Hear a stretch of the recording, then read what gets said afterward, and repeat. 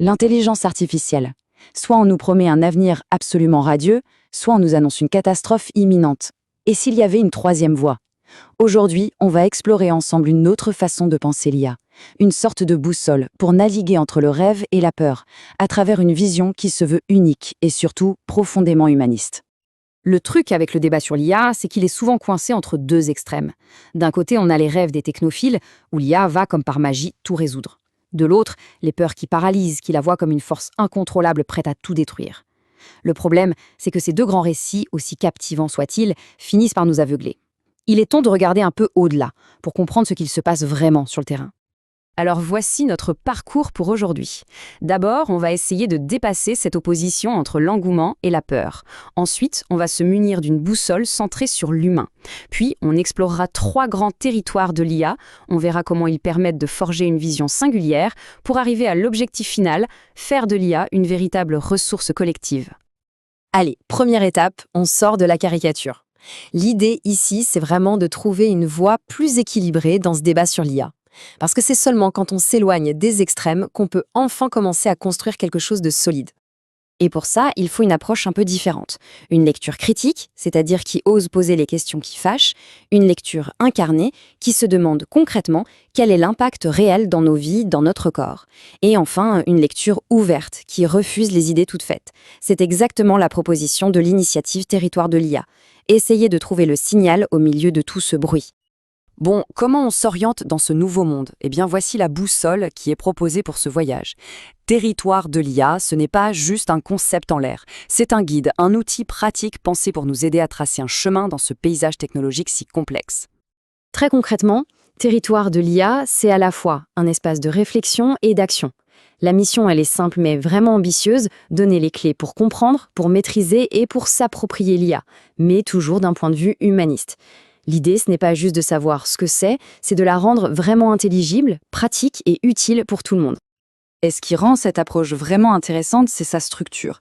Pour simplifier toute cette complexité, elle propose un cadre de pensée qui est organisé en 3 territoires. On peut voir ça comme 3 angles de vue qui se complètent pour bien saisir l'impact réel de l'IA.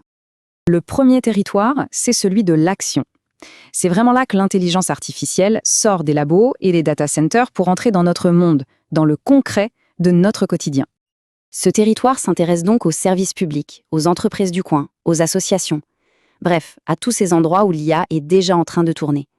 On y documente les usages réels, les expérimentations, les réussites, mais aussi, et ça c'est crucial, les échecs.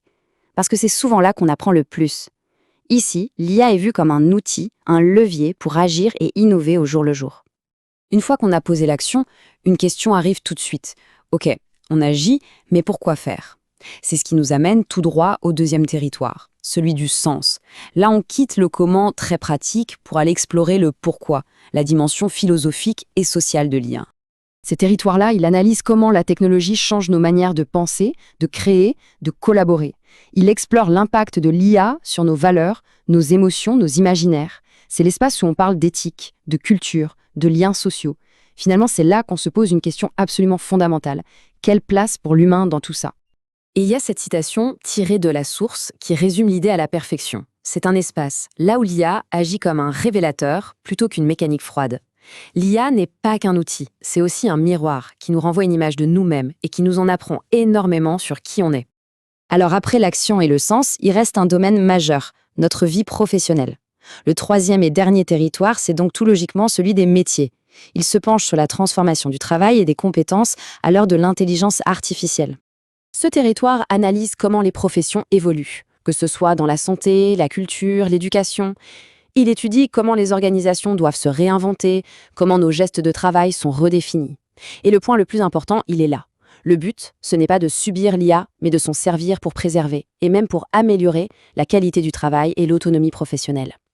Voilà, on a nos 3 territoires, l'action, le sens et les métiers. Maintenant, la question, c'est comment ces 3 pièces du puzzle s'assemblent pour former une vision qui soit vraiment cohérente, unifiée. C'est le moment de la synthèse. En fait, la construction est très logique. On part de l'action, pour ancrer l'IA dans le réel, le concret. On y ajoute le sens, pour comprendre son impact humain en profondeur. Et on termine avec les métiers, pour adapter le monde du travail de manière intelligente et réfléchie. Chaque étape est une brique indispensable pour construire la vision d'ensemble. Le résultat de cette approche en 3 temps, c'est la création d'une ligne de conduite, d'une sorte de marque de fabrique, une vision humaniste de la technologie. Le principe est simple. Ne jamais séparer les transformations technologiques des réalités humaines, culturelles et sociales qu'elles provoquent. Tout ce cadre de pensée nous amène finalement à une destination, à un objectif ultime.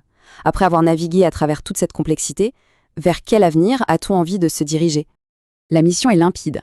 Faire de l'intelligence artificielle non pas une force de rupture qui casse, qui divise, mais une ressource collective, créative et profondément humaniste. C'est d'une ambition énorme qui consiste à remettre la technologie à sa juste place, au service de l'humanité et jamais l'inverse. Et tout ça nous laisse avec la question fondamentale, celle qui au fond résume tout le défi de notre époque. Comment faire en sorte que l'IA devienne une ressource et non une rupture ? C'est la réflexion que ce cadre nous invite tous à poursuivre.